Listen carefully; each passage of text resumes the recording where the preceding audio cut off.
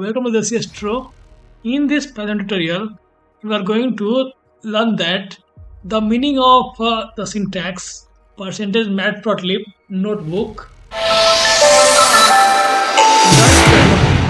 So we are going to see here that how it can add some interactive control to your Jupyter notebook plot by adding on the top of the cell. Okay, so let's figure out. Okay, so for doing that, I have a simple here uh, a scatter plot of your y equal to sin x plot, right? And now let's figure out the purpose of the syntax percentage matplotlib notebook. So for that, I will add the syntax here, right? So add here percentage matplotlib space notebook and run the code.